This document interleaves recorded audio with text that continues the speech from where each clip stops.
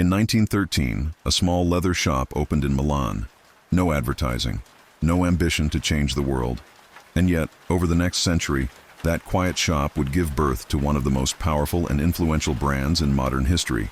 Not through noise, not through excess, but through silence. This is not a story about fashion. This is a story about power, intelligence, and control. This is Prada. At the beginning of the 20th century, Milan was a city in transition. Industry was rising, but tradition still ruled. In this world, Mario Prada founded Fratelli Prada, a leather goods company dedicated to craftsmanship above all else. He made trunks, handbags, and travel accessories for Europe's elite, objects designed not to impress, but to endure. Mario believed luxury should never shout. It should be felt, not announced. His products quickly gained a reputation for precision and refinement. Prada became an official supplier to the Italian royal household, a quiet seal of approval that mattered more than any advertisement.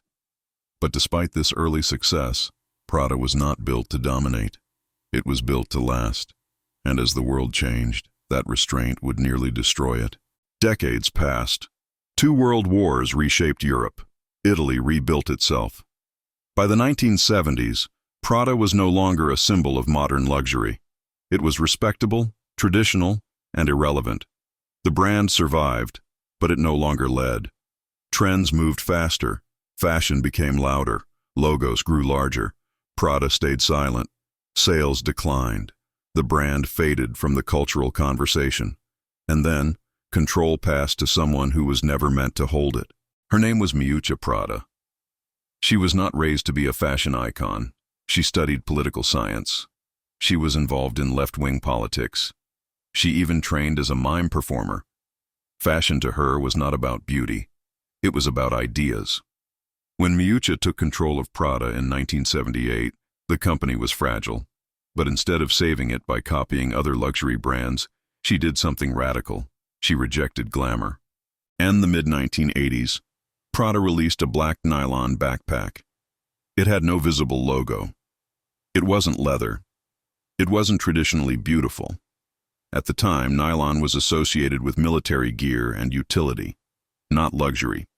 Critics were confused. Fashion insiders dismissed it, but slowly, something unexpected happened.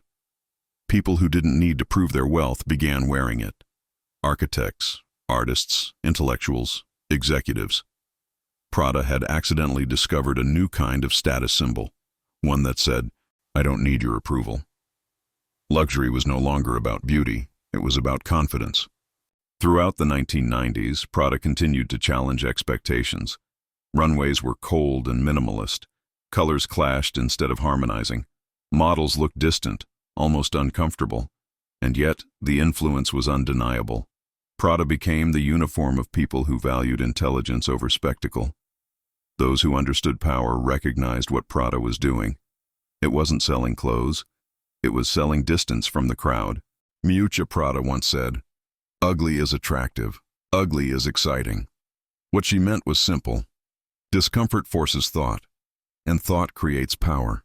As Prada grew into a global brand, it never abandoned restraint. Logos remained small. Stores felt like art galleries. Advertising felt more like philosophy than persuasion. Prada didn't chase trends. It observed them. It allowed confusion. It allowed criticism. It allowed failure. Because Prada understood something most brands never do. Being understood immediately is not a strength. It's a weakness. By the early 2000s, Prada was no longer just a fashion house. It was a cultural reference point. While other brands relied on celebrities and spectacle, Prada relied on time. Its designs aged well because they were never meant to be consumed quickly. In a world obsessed with attention, Prada chose control. And control, when exercised quietly, becomes dominance. Today, Prada exists at a strange intersection of tradition and rebellion. It collaborates with artists and architects. It embraces innovation without chasing novelty. It evolves without explaining itself. In an era of fast fashion and constant noise, Prada remains selective, intellectual, and calm. It doesn't beg for relevance. It waits. Prada's story is not about fabric or trends. It's about understanding how power really works. Power doesn't need to shout. It doesn't need approval. It doesn't need to be liked. Prada conquered the world by doing the opposite of what everyone expected, by thinking, by waiting, by remaining silent.